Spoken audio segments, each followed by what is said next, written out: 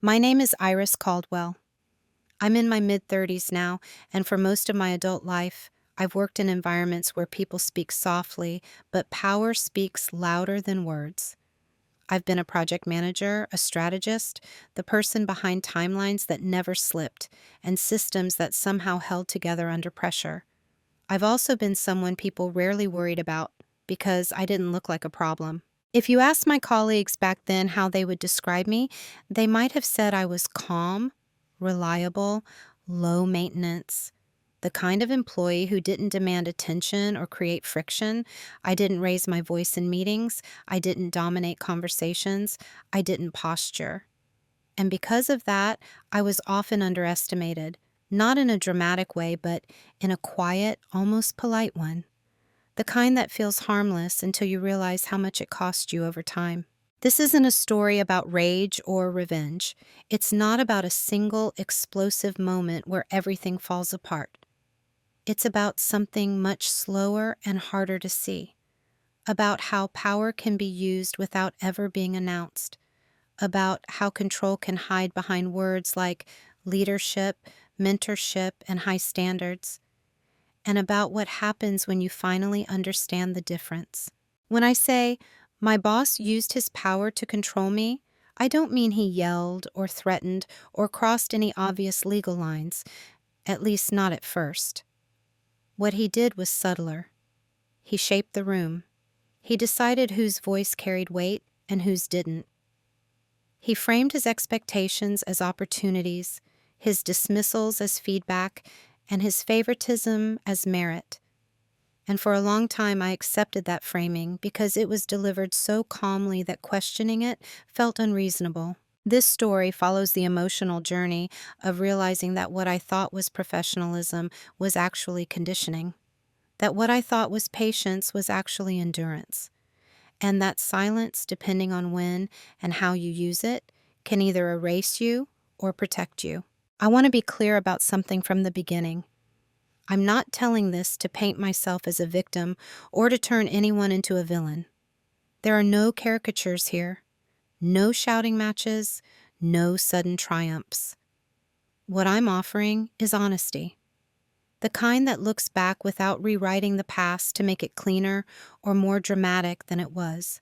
You'll hear about small moments that didn't seem important at the time, about decisions that felt reasonable in isolation, about how a workplace can slowly teach you who you're allowed to be and how easy it is to comply when the cost of resistance feels higher than the cost of staying quiet.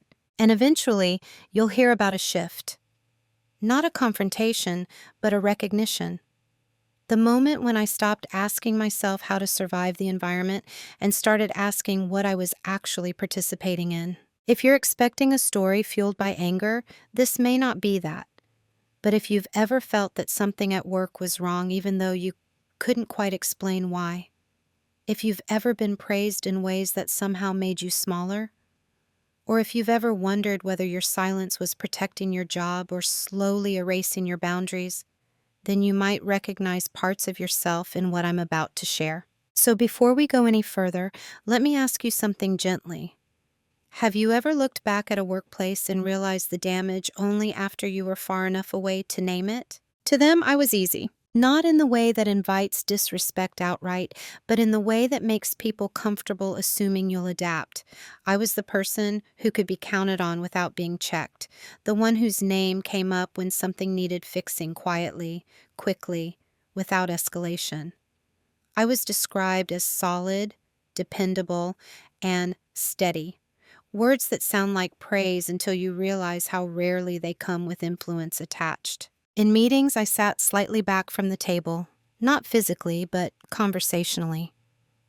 I spoke when I had something precise to add, not to fill space. I didn't interrupt. I waited for pauses. And more often than not, by the time those pauses came, the conversation had already moved on. My ideas were acknowledged with nods, sometimes repeated later by someone else in different words. When that happened, I told myself it didn't matter. The work was what mattered. That was the role I played without realizing it was a role at all. I wasn't invisible because I lacked competence. I was invisible because I made things easier for people who held power, and ease is rarely rewarded with attention. It's rewarded with expectation. Once you prove you can carry weight without complaint, that weight quietly becomes yours. My boss, Daniel, used to say he appreciated my low drama. He framed it as a compliment. In contrast to others who were more vocal, more demanding, more visibly ambitious, I was framed as grounded, mature, someone who didn't need hand-holding or reassurance, and so I didn't get either. When deadlines tightened, work flowed in my direction. When projects stalled, I was asked to step in. When others missed details, I was expected to catch them. Not because I was the only one capable, but because I was the one least likely to push back. At the time, I believed this was simply how trust worked. You prove yourself, and responsibility follows. What I didn't see was how selectively that principle was being applied. Responsibility came easily. Authority did not. I didn't get credit for rooms I wasn't in. I wasn't invited to strategy discussions where decisions were shaped. I was looped in after conclusions had already been reached, asked to execute rather than influence. And when I did question a direction, carefully, respectfully, it was framed as unnecessary complexity.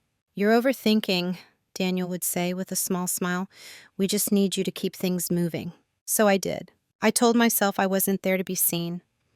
I was there to do good work. I told myself visibility was for people who needed validation.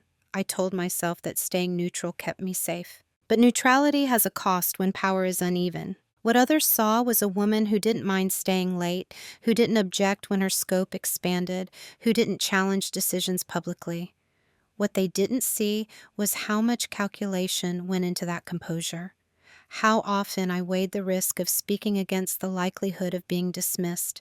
How many times have I chosen silence, not because I agreed, but because I was tired of explaining myself into a void? I became the emotional shock absorber of the team, the one who smoothed tensions without acknowledgement, the one who absorbed pressure so others could perform confidently.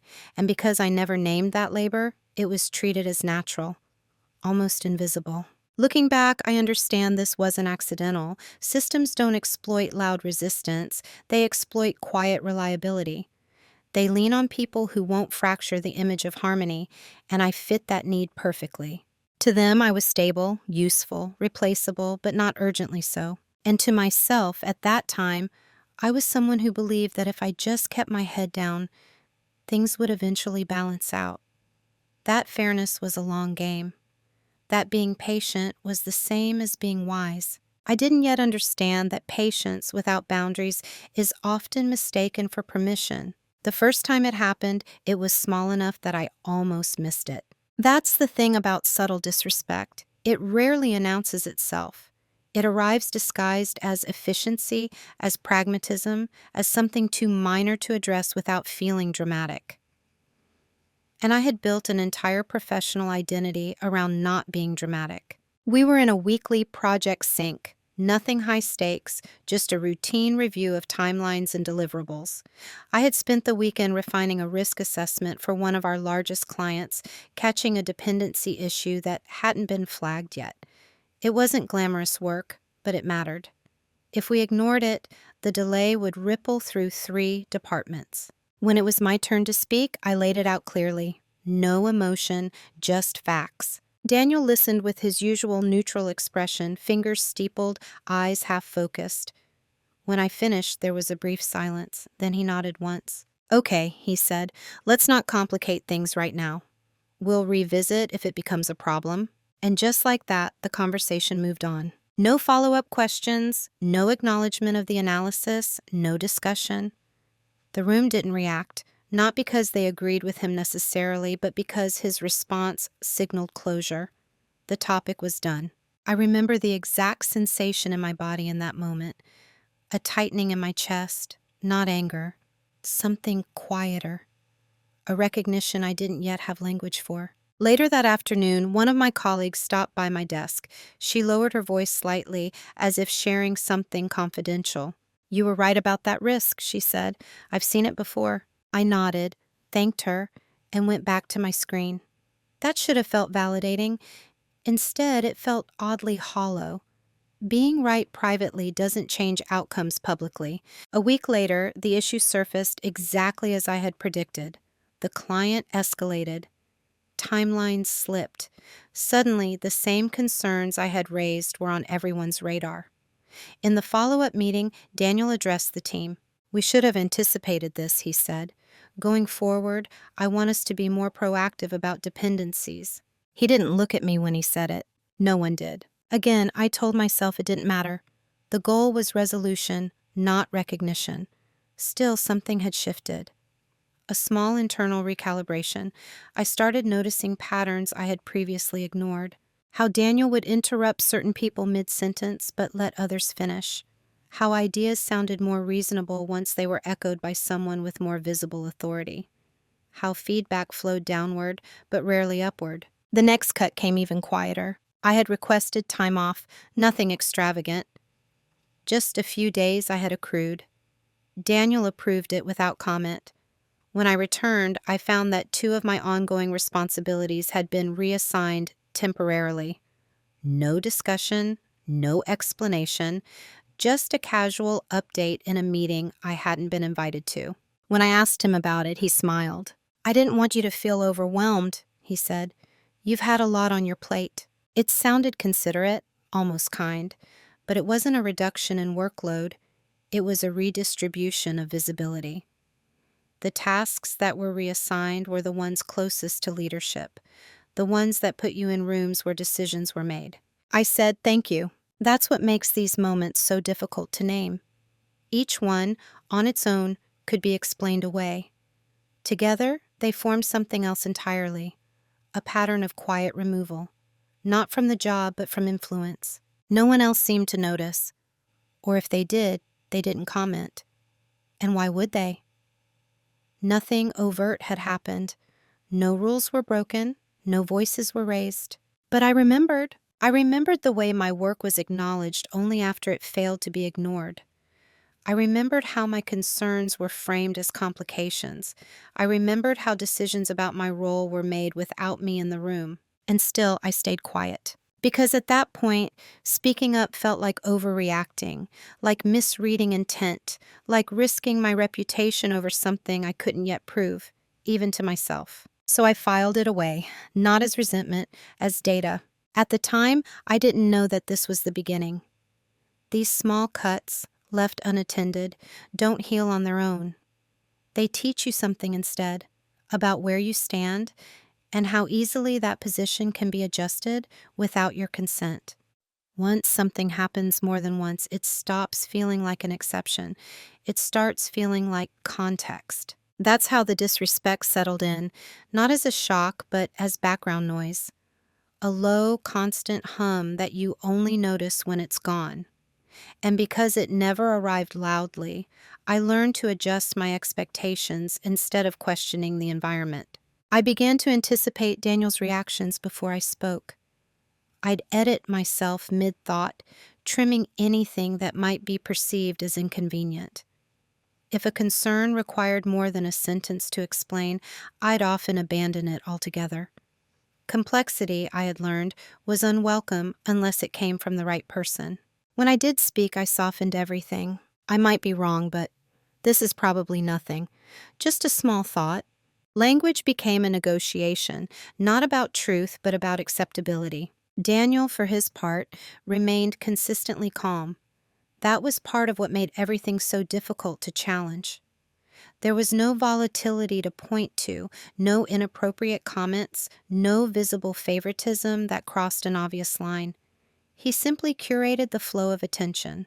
In meetings, he would summarize discussions in ways that subtly reframed contributions. My input became background context. Others' ideas became directional insights. It was never inaccurate enough to correct, just imprecise enough to diminish. And slowly I stopped correcting. I told myself it was strategic, that conserving energy was smart, that picking battles mattered. What I didn't admit was how tired I was of being unseen, how exhausting it was to constantly calibrate my tone so it wouldn't be misread as resistance.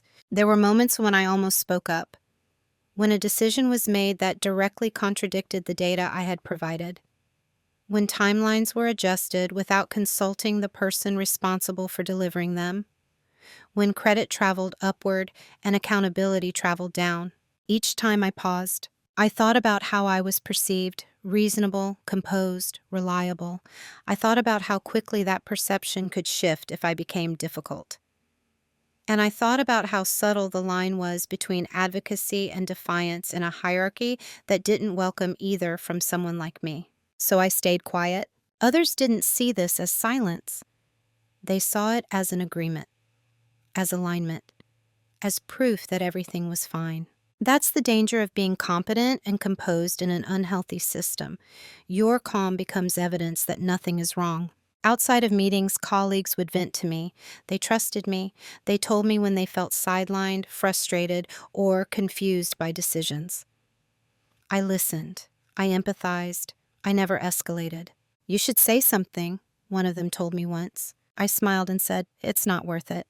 I believed that. What I didn't see was how that belief was shaping me, how I was learning to disappear in increments, how I was internalizing the idea that my value was tied to how little disruption I caused. The disrespect became normalized, not because it intensified, but because it remained consistent.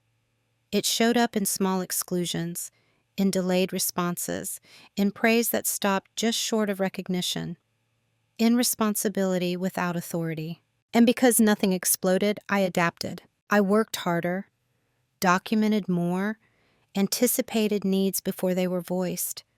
I became indispensable in ways that were invisible on org charts, and for a while that felt like security. But security built on silence is fragile. I remember one afternoon reviewing a performance summary Daniel had written for me. It was positive, objectively so. Words like reliable, supportive, steady under pressure. Not a single mention of leadership potential, not a single reference to strategic impact. I stared at that document longer than I should have. It wasn't inaccurate. That was the problem. It reflected exactly who I had allowed myself to become in that environment. Someone who held things together. Someone who made others look good. Someone who didn't require investment. That night, I went home and tried to explain the feeling to myself. Not anger, not sadness, something closer to erosion, like standing near the ocean and realizing the ground beneath you has been receding for years. Still, I didn't act, because by then, the disrespect felt familiar, predictable, almost manageable. And challenging it felt like stepping into uncertainty, something I had been subtly trained to avoid. So I stayed. I normalized it. I told myself this was just how work was, that every environment had trade-offs, that professionalism meant endurance. I didn't yet understand that what I was calling professionalism was actually compliance, and that the longer I accepted it, the more difficult it would become to remember who I was before I started shrinking to fit the space I was given. It wasn't something anyone ever said out loud. No one gathered me into a room and explained the expectations. There was no formal shift in my title or responsibilities that marked the change.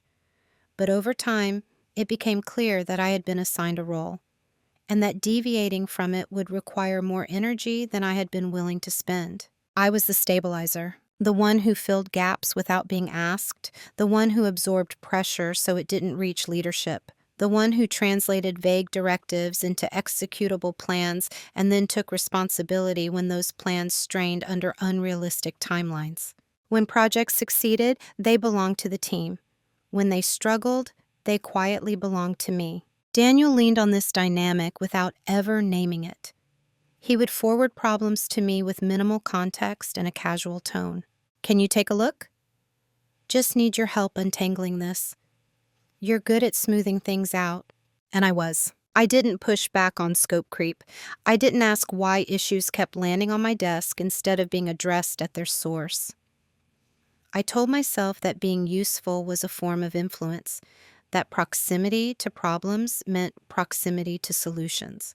But usefulness, I was learning, is not the same as agency. In meetings, my role was increasingly operational. I was asked to report on status, to confirm feasibility, and to ensure alignment. Rarely was I asked to shape direction. When I offered opinions about strategy, they were acknowledged politely and set aside. "We'll take that into consideration," Daniel would say, already moving on. I began to notice how others interacted with him compared to me. Certain voices were challenged, sometimes even pushed back against, but ultimately respected. Mine was simply managed. And perhaps most tellingly, I was rarely disagreed with openly. My ideas weren't contested because they weren't positioned as influential enough to warrant debate. That's when it clicked. I wasn't seen as a threat or a leader, or even a peer. I was seen as infrastructure, essential but not visible, valuable but not central, something you rely on without needing to acknowledge. Once I recognized that, I also saw how carefully the role was maintained. When I showed signs of fatigue, Daniel expressed concern but framed it around sustainability, not equity. "I don't want you burning out," he said once. "You're too important to lose." At the time, I felt grateful. I hadn't yet seen how that concern was paired with no meaningful change in workload or authority, how being too important to lose translated into being too useful to promote. The role came with unspoken rules. Don't escalate, don't challenge publicly, don't disrupt momentum, and most importantly, don't expect recognition beyond quiet appreciation. I followed those rules instinctively. Part of me believed that if I just performed the role well enough, it would eventually evolve into something else. That consistency would be rewarded with trust and trust with influence. What I didn't understand was that the role was never meant to evolve. It existed precisely to prevent disruption, to keep the system functioning without requiring those at the top to change their behavior. And I was very good at it. There was a strange comfort in knowing what was expected of me, even if it came at the cost of being fully seen. Familiarity can feel like safety, even when it's limiting. But there were moments, small ones, when the cost became harder to ignore. When I watched others advance while I remained stationary, when decisions that affected my workload were made without my input, when my name was absent from conversations about growth. Each time I told myself to be patient. Each time I reinforced the role. What I didn't realize was that by accepting it without question, I was also teaching others how to treat me. Not through words, but through patterns. Through consistency, through silence. And roles, once established, are difficult to renegotiate, especially when they benefit the people with the most power. Still, I stayed, because at that point, I believed the role was a reflection of my value, not a limitation placed upon it. I hadn't yet separated who I was from what the system needed me to be. That understanding would come later, slowly, quietly. There was no argument, no raised voices, no dramatic turning point that would make sense in hindsight as the moment. What happened that day was almost disappointingly ordinary, which is why it took me so long to understand how much it changed me. It was a Tuesday. I remember because nothing about it stood out. The weather was gray in the way Seattle does best, and the office felt quieter than usual. People move through the day with the kind of mechanical focus that comes from too many meetings stacked back to back. I had been asked to prepare a summary for an executive review, condensed insights from months of work across multiple teams. It was the kind of task that required context more than creativity, knowing what mattered and what didn't, knowing how decisions had been made, not just what those decisions were. I did it well. I always did. The review itself happened without me. That wasn't unusual. What was unusual was what happened afterward. Daniel stopped by my desk late in the afternoon. He thanked me for the summary, mentioned that leadership found it useful, and then added something casually, as if it were an afterthought. "They had a few questions," he said. I answered them. I looked up at him. "About which parts?" I asked. He paused, just long enough for me to notice. "Mostly around trade-offs and long-term impact," he said. "Nothing major." That pause did something to me. For the first time, I didn't immediately accept the reassurance. I didn't nod and move on. I sat with the discomfort instead. with the realization that decisions were being shaped using my work, filtered through someone else's voice. And something inside me shifted, not into anger, but into clarity. I realized that I wasn't being excluded by accident. I was being represented. And representation without consent or accountability is another form of control. That evening, I stayed late, not to work, but to think. I opened my notebook and flipped back through the pages I had filled over the past year. Meeting notes, action items, decisions that had changed without explanation, patterns I hadn't allowed myself to connect. Seeing them together was different. This wasn't about a single person or a single moment. It was about how power was being exercised quietly, efficiently, without ever appearing forceful. How my reliability had become a resource others could draw from without involving me in the outcomes. And I saw my own role in it. I had equated calm with strength, endurance with professionalism. I had believed that staying composed meant staying in control. But control, I was learning, isn't about how little emotion you show. It's about who gets to decide. That realization didn't make me want to confront anyone. It didn't make me want to leave immediately. What it did was remove a layer of self-blame I hadn't known I was carrying. I stopped asking myself what I was doing wrong. Instead, I started asking different questions. What information flowed through me? Who benefited from my silence?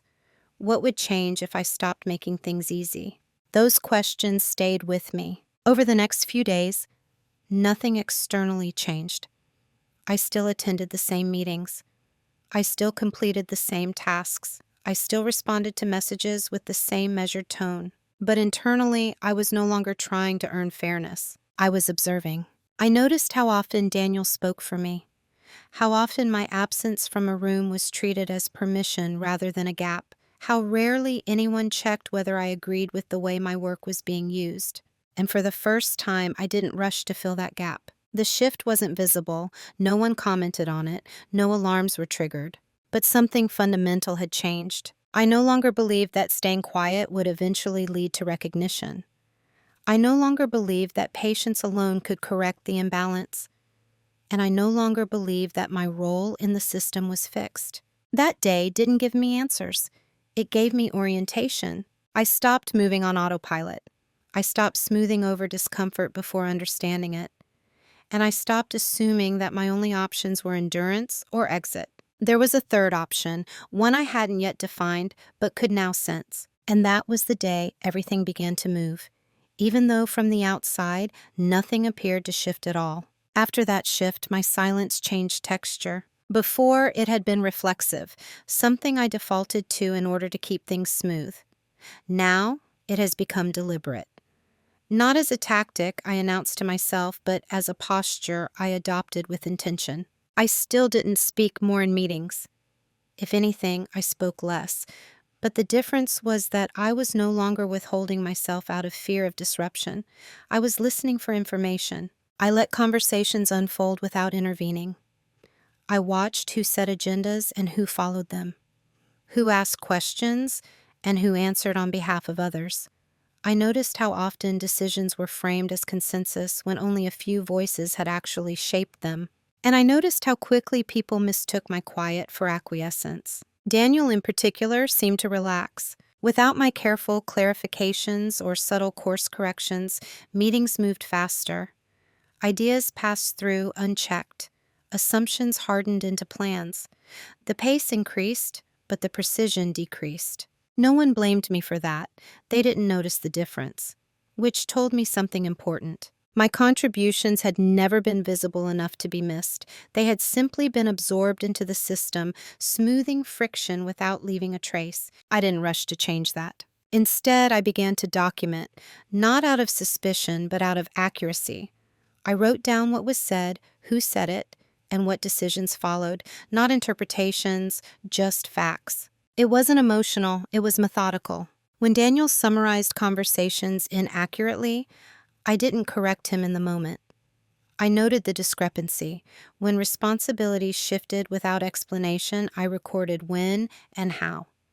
When my work-informed decisions weren't invited to participate in, I tracked the timeline. I wasn't building a case, I was building clarity. And clarity has a way of changing how you move through a space. People continued to speak around me rather than to me. They assumed alignment. They assumed availability. They assumed that if I had an objection, I would voice it. But I had learned that voicing objections without leverage only teaches others how far they can go. So I waited. Not passively, but attentively. There were moments when Daniel tested the boundaries of my silence. He'd assign work without context, then check in later with a casual tone. "All good?" he'd ask. I'd look up, meet his eyes, and say, "I'm handling it," which was true, just not in the way he assumed. What changed most during that period was how I related to my own composure. It was no longer something I used to make others comfortable. It became a way to keep myself clear. I stopped explaining myself preemptively, stopped filling the silence with reassurance. If someone misunderstood my position, I let that misunderstanding sit. And interestingly, no one rushed to clarify. Silence creates space, and space reveals assumptions. Some people grew more comfortable filling that space with their own interpretations. Others grew uneasy. A few began to check in more directly, asking what I thought or whether I agreed. I answered honestly, but briefly. Yes. No. I don't have enough information to support that. Nothing more. The restraint unsettled people in subtle ways. Not enough to provoke confrontation, but enough to register. Daniel, I noticed, began to speak more in meetings, to explain more, to justify decisions that previously went unquestioned.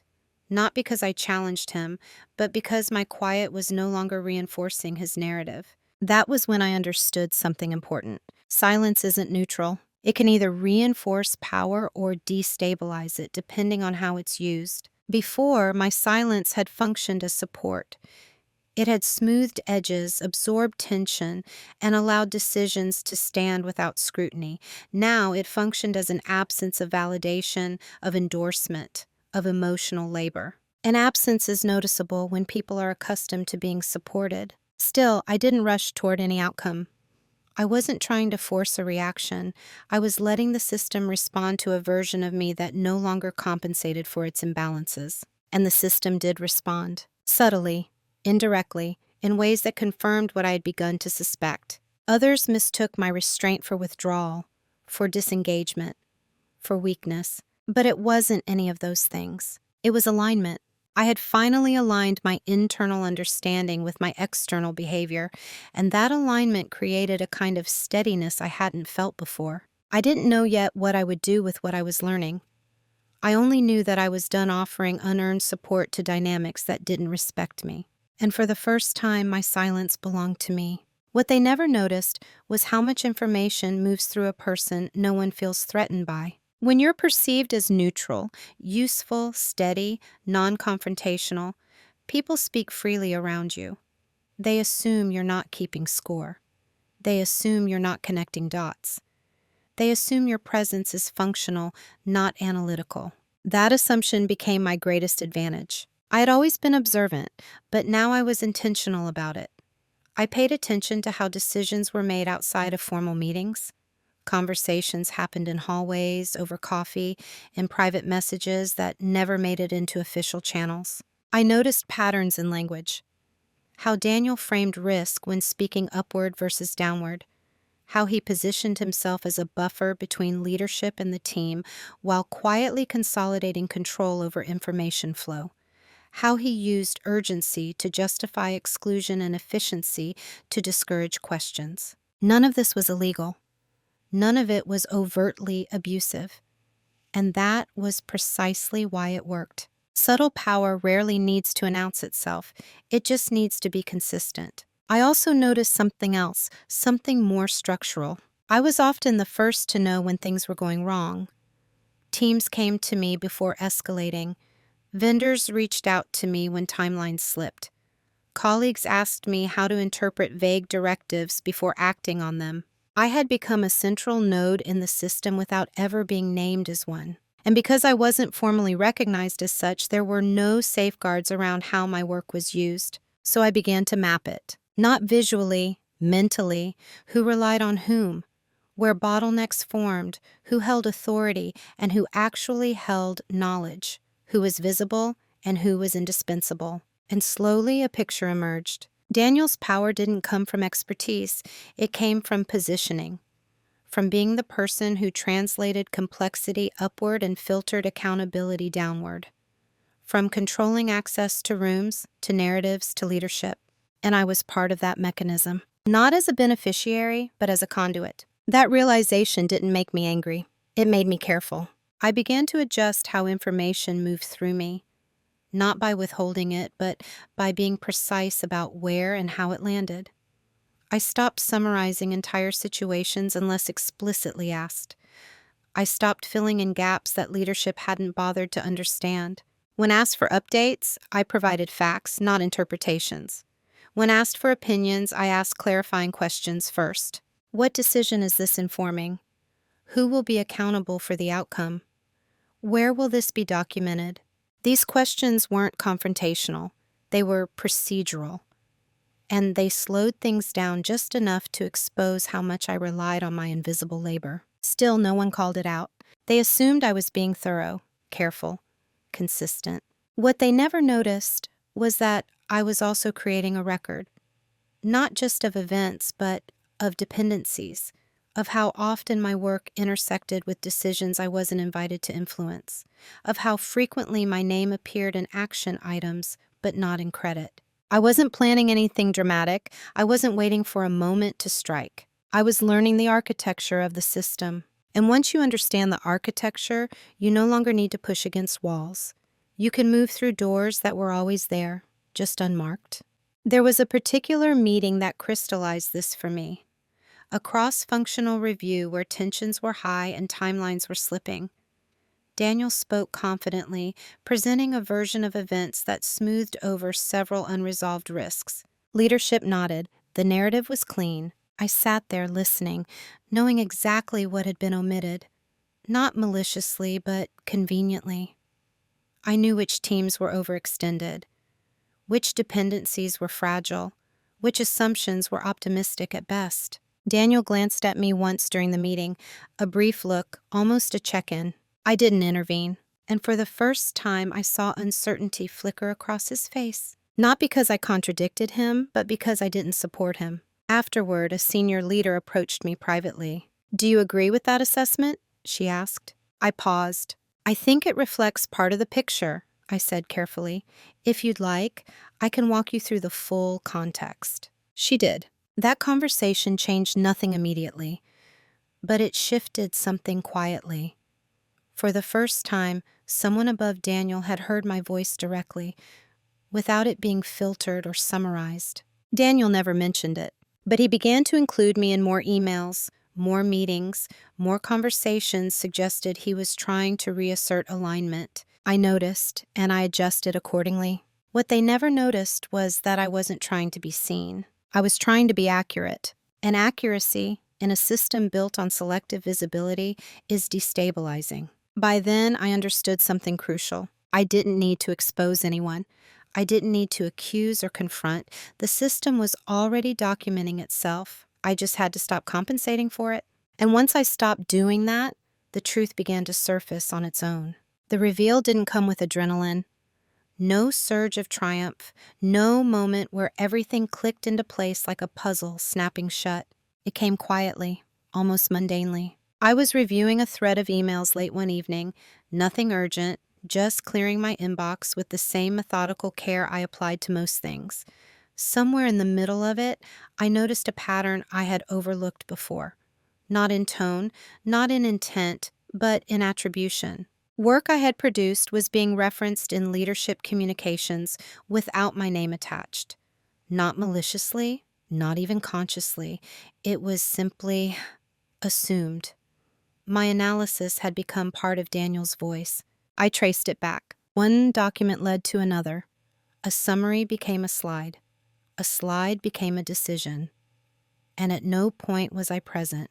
Not in the room, not in the credit, not in the accountability. That's when I understood the nature of the leverage I held. It wasn't a secret or a scandal. It wasn't evidence of wrongdoing. It was dependency. The system relied on my perspective more than anyone had acknowledged, and more than Daniel could afford to lose.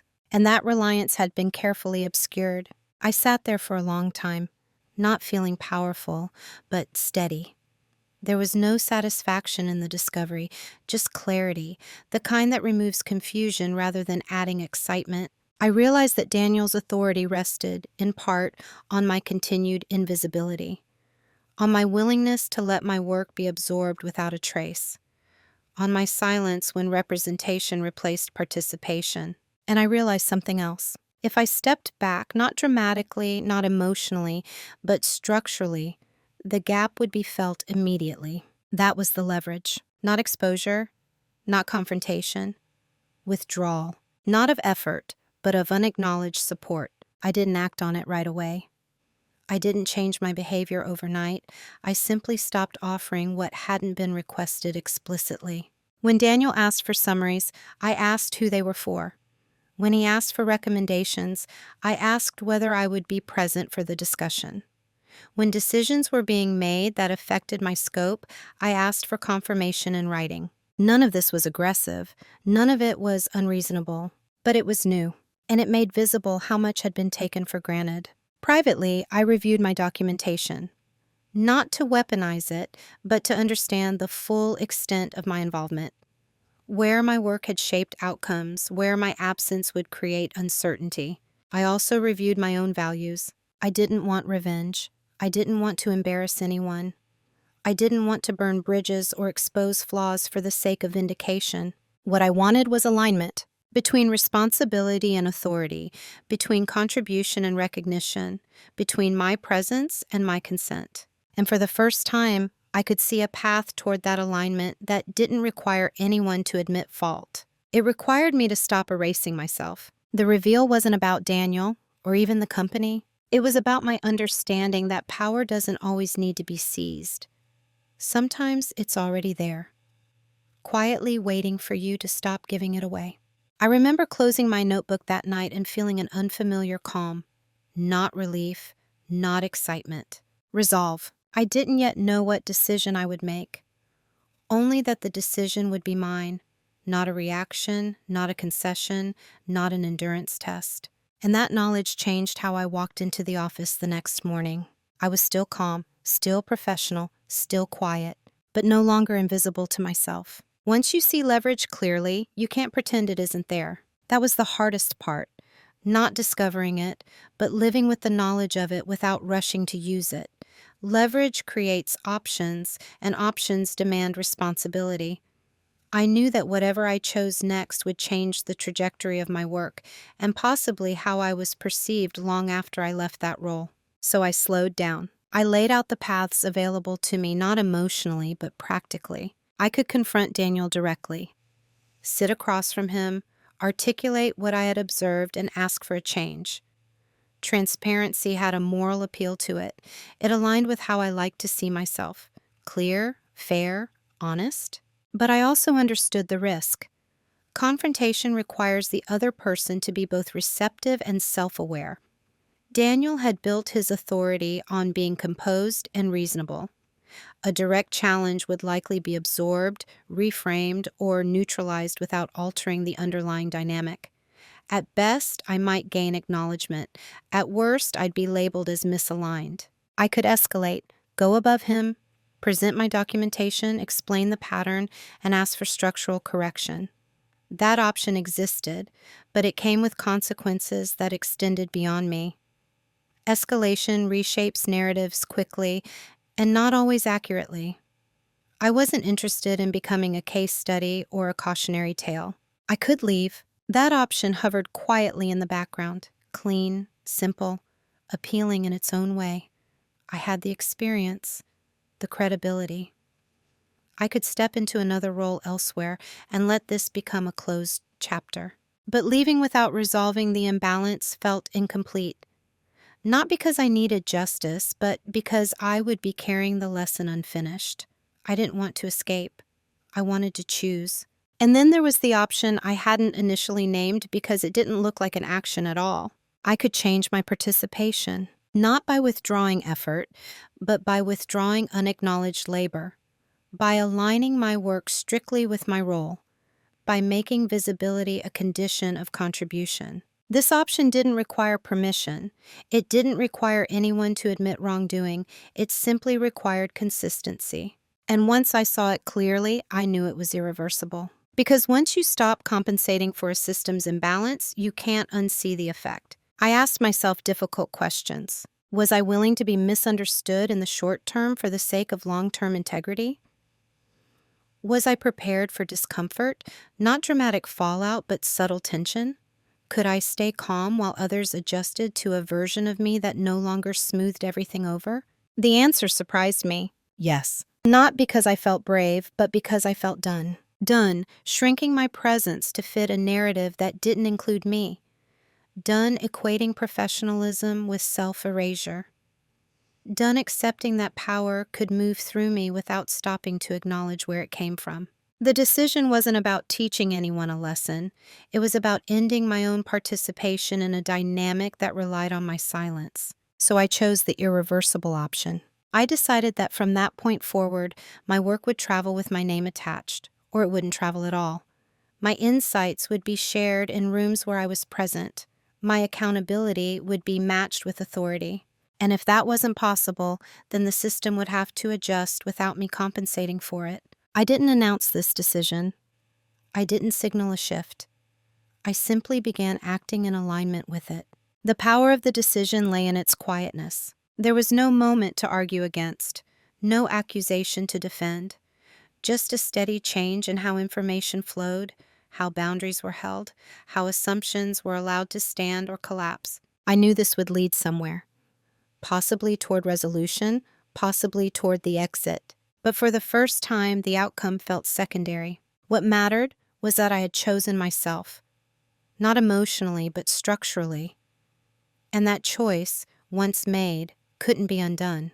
Because once you stop giving power away, even subtly, the system has no choice but to reveal itself. Once the decision was made, everything became very simple. Not easy, but clear. I didn't change my tone. I didn't change my hours. I didn't change my commitment to quality. From the outside, I looked exactly the same.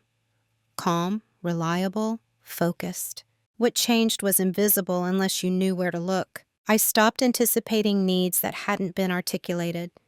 If a request lacked context, I asked for it. If a decision affected my workload or accountability, I asked for confirmation in writing. If my analysis was going to be presented, I asked to be included in the conversation, or I provided the data without interpretation. None of this violated policy. None of it could be framed as insubordination. It was simply alignment. Legal and financial considerations guided me quietly in the background. I reviewed my role description, my performance evaluations, the language used to define my responsibilities. I made sure that every adjustment I made could be traced back to documented expectations. I wasn't protecting myself out of fear, I was protecting clarity. I also began to shift how I documented my work. Summaries became precise. Assumptions were labeled as such. Recommendations were clearly attributed. When something fell outside my scope, I noted it without apology. People didn't react immediately. At first, the system absorbed the change the way it had absorbed everything else. Minor delays, slight confusion, requests for clarification that used to be unnecessary. Daniel noticed, but not in a way that suggested concern, more like curiosity. "Everything okay?" he asked one afternoon, leaning against my desk. "Yes," I said. "I just want to make sure we're aligned on expectations." It was a neutral statement, unarguable. He nodded, smiled, moved on. But alignment, when it replaces accommodation, has consequences. Meetings began to take longer. Questions surfaced that had previously been smoothed over. Leadership began to ask for explanations that Daniel couldn't provide as easily without my direct input. And slowly, without anyone announcing it, the system began to feel the absence of my unspoken labor. I was still delivering, still contributing, still doing exactly what I was accountable for. But I was no longer absorbing ambiguity on behalf of others. That shift created friction. Not dramatic friction, administrative friction, the kind that exposes how much efficiency relies on invisible work. I stayed calm through all of it. I responded promptly. I clarified when asked. I didn't point out the change. I let it stand on its own. This was the most difficult part, not acting, but not reacting, not rushing to reassure, not stepping in to rescue momentum when it faltered. Because rescue would have restored the old dynamic, and I had chosen not to do that anymore. There were moments when it would have been easier to slip back into old habits, to smooth over a delay, to quietly fix a miscommunication, to step in without being asked. Each time I paused, I asked myself whether doing so would serve the work or simply protect the system from recognizing its own dependencies. And when the answer was the latter, I didn't intervene. This wasn't punishment, it was integrity. I also prepared quietly for contingencies, updated my resume, reconnected with professional contacts. Not because I expected retaliation, but because I respected the possibility of it. Power shifts, even subtle ones, rarely go unnoticed forever. Still, no one confronted me. No one accused me of disengagement. There was nothing to confront. I was doing my job. That was the elegance of it. The actions were quiet, procedural, boring even. But boring is often where real change begins. Because systems are built on routines, and when routines change, especially without explanation, the system has to adapt or reveal its weaknesses. By then, I was no longer attached to either outcome. I had moved in silence, not to hide, but to stay grounded, to ensure that whatever happened next would be the result of alignment, not reaction. And the consequences, when they came, did not arrive with drama. They arrived with an absence. The consequences didn't announce themselves. They never do. They showed up as small disruptions, barely noticeable at first. A meeting that ran longer than expected, a decision that stalled because someone needed one more clarification, a deliverable that landed later than usual, not because anyone failed, but because no one quietly filled the gaps anymore. At first, people blamed timing, then the workload, then each other. What they didn't blame, what they didn't even consider, was the absence of something they had never consciously seen. My unspoken labor. I watched it happen without satisfaction or resentment, more like observation. Cause and effect, unfolding exactly as systems always do when invisible supports are removed. Daniel was the first to feel it, though he wouldn't have described it that way. His days grew more crowded. His explanations are longer. He began looping in more people on emails, asking more questions, and requesting more summaries. Not from me alone, from everyone. Efficiency, once taken for granted, began to fray at the edges. In meetings, leadership asked follow-ups that used to be preemptively addressed. Risk discussions grew more detailed.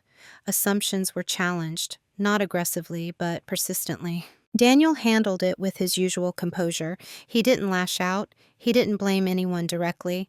But I noticed something subtle in his tone. Uncertainty. Not about the work, but about control. He no longer had the same command of narrative. Not because anyone challenged him outright, but because the narrative had grown more complex without my quiet synthesis behind it. Colleagues began stopping by my desk again, not to vent this time, but to ask questions. Do you know what leadership is expecting here? Have you heard anything about this timeline? Does this decision actually align with what was discussed last quarter? I answered carefully, factually. If I knew, I said so. If I didn't, I said that too. I no longer translated ambiguity into reassurance. Some people adapted quickly. They stepped up, clarified expectations, and asked better questions. Others grew frustrated. They missed the ease of having someone else make sense of things for them. Still, no one confronted me, because nothing I was doing was wrong. The system, however, was beginning to feel the strain of its own design. One afternoon, a project review was postponed twice. Leadership wanted a clearer picture of trade-offs before committing resources. The delay had financial implications. Nothing catastrophic, but noticeable. Daniel looked tired that day. He asked me to join a call at the last minute, not to present, just to listen in. As the discussion unfolded, I heard familiar gaps. I could have answered quickly. Context I could have provided. I waited. At one point, a senior leader asked directly, "Do we have a consolidated view of this?" Daniel hesitated. "I can follow up," he said. That pause landed heavily. After the call, he thanked me for joining and said, "We might need to streamline how information is flowing." I met his eyes and said, "I agree." That was all. The consequences continued to ripple outward, not explosively, but persistently, like water finding every weak point in a structure. Decisions slowed, accountability blurred. People began to realize how much had been held together by assumption rather than clarity. And still, no one named the source. Because the source had never been acknowledged in the first place, I felt something unexpected during this phase. Grief. Not for the role I was leaving behind, but for how long I had carried it without realizing the cost. For how normalized it had become to be essential without being included.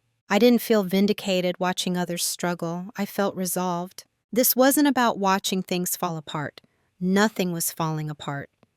It was about watching reality reassert itself once distortion was removed. And reality, while less comfortable, was more honest. By then, it was clear that the system could no longer rely on my silence to function smoothly. Adjustments would have to be made, structural ones. The only question left was whether those adjustments would include me. By the time anyone tried to address the shift, the ground had already moved. That's the thing about systems that rely on unspoken agreements. Once those agreements dissolve, you can't simply reinstate them with a conversation. You can acknowledge them, you can negotiate new terms, but you can't pretend nothing changed. Daniel sensed that before he understood it. He scheduled a one-on-one with me under the pretense of a routine check-in. The invitation was neutral. The tone is polite. If this had happened months earlier, I might have gone in expecting reassurance or feedback. This time I went in expecting clarity. He started by thanking me for my work, for my consistency, for my professionalism. The words were familiar, comfortable. Then he paused. "I've noticed you've been a bit more contained lately," he said carefully. "I just want to make sure everything's okay." It wasn't an accusation. It wasn't a concern. It was calibration. I considered my response. "I'm doing well," I said. "I've just been focusing on aligning my work more closely with defined expectations." He nodded, but his expression didn't change. He asked about the workload, about priorities, about whether I felt supported. Each question circled the same unspoken issue without landing on it. Finally, he said, "If there's anything you need, you should feel comfortable raising it." That was the moment I knew it was too late. Not because the offer was insincere, but because it was reactive. The environment had already adjusted to my silence as a choice, not compliance. Any attempt to restore the old dynamic would require more than reassurance. "I appreciate that," I said, "and I will," which was true. But what I needed now wasn't support. It was a structural change. Over the following weeks, small gestures appeared I hadn't attended before. Requests for my input are framed more explicitly. Occasional acknowledgments of my contributions in group settings. They were well-intentioned. They were also insufficient, not because I wanted more, but because the trust had shifted. I no longer believed that inclusion would persist without my constant vigilance, and I wasn't willing to perform that vigilance indefinitely. I noticed Daniel trying to reassert cohesion. He spoke more carefully around me, checked in more often, asked for confirmation before moving forward. But there was a difference now. He was responding to a change he hadn't initiated, and that meant he no longer controlled the narrative. Leadership, too, began asking more direct questions of me. Not as a favor, but as a necessity. They had felt the inefficiencies. They wanted clarity. I provided it, accurately, calmly, without embellishment. And in doing so, I made something unmistakable. My value wasn't conditional on my silence. It existed independently of the role I had been assigned. At some point, Daniel realized this as well. I saw it in the way he listened. In the meantime, he no longer spoke for me when I was in the room. But recognition, once delayed, carries a cost. The role I had been playing could not simply be upgraded. It would need to be renegotiated entirely. Authority redistributed. Expectations reset. That kind of change is possible, but only when all parties are willing to acknowledge what came before. No one did. Not explicitly. And that was the final clarity. I wasn't angry. I wasn't disappointed. I was resolved. Because I understood then that this wasn't a failure of communication. It was a misalignment of values. The system valued ease over equity, control over transparency, and while it could adapt tactically, it wasn't ready to transform. I didn't need it to. By the time Daniel asked quietly, "Where do you see yourself growing from here?" I already knew the answer. Not upward within a structure that had only learned to include me once it felt the absence of my compliance, but forward on my own terms. And once that understanding settled in, there was nothing left to fix. The conversation, when it finally happened, was almost anticlimactic. No tension in the air, no rehearsed speeches, no sense of arrival. It took place in a small conference room on a quiet afternoon, the kind of setting where important things are usually discussed in lowered voices, as if volume might complicate them. Daniel had asked to talk, not urgently, not formally, just a calendar invite with a neutral title. When I sat down across from him, I noticed how composed he looked, that familiar calm, the one that had always made it difficult to tell where conversations would land. He didn't waste time. "I want to make sure we're aligned," he said. "I get the sense that things have shifted." I nodded. "Yes," I said, "they have." There was a pause. He waited for more. "I've noticed you're being more selective about how you engage," he continued, "and I want to understand what's driving that." I considered my words carefully, not to protect him, but to stay precise. "For a long time," I said, "I've been contributing in ways that weren't visible or clearly attributed. That worked when alignment was assumed. It doesn't work when accountability and authority aren't matched." He listened without interrupting. His expression didn't change. "I wasn't aware you felt that way," he said. "I know," I replied. "That's part of the issue." The silence that followed wasn't uncomfortable. It was simply unfilled. I continued, "I'm not interested in revisiting the past or assigning blame. I just need to be clear about how I move forward. I'm no longer comfortable contributing to decisions I'm not included in, or being accountable for outcomes I don't have authority over." He nodded slowly. "That wasn't my intention," he said. "I value your work." "I believe you," I said. "And intention aside, the structure matters." There was no defensiveness in his response, no attempt to justify, just a quiet recalibration. "What would alignment look like to you?" he asked. It was a reasonable question, one that might have felt like an opening months earlier. Now it felt like a closing. "It would require changes that go beyond individual adjustments," I said. "Clear scope, direct access, consistent inclusion, and the understanding that my role isn't to stabilize gaps that shouldn't exist." He absorbed that. "I can work on that," he said. I didn't doubt that he meant it.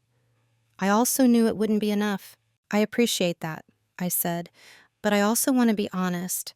I've already started moving in a different direction." His eyes flickered briefly, not with surprise, but with recognition. "I suspected as much," he said. There it was, the quiet acknowledgement. We didn't argue, we didn't negotiate, there was nothing to persuade. The conversation ended with mutual professionalism, an understanding that something had concluded, even if it hadn't been named as such. As I walked back to my desk, I felt neither victorious nor defeated, just clear. The confrontation hadn't been about asserting dominance or reclaiming power. It had been about naming reality without heat, without accusation, without urgency. And in doing so, I had closed a chapter without needing anyone else's validation. That, I realized, was the most decisive act of all.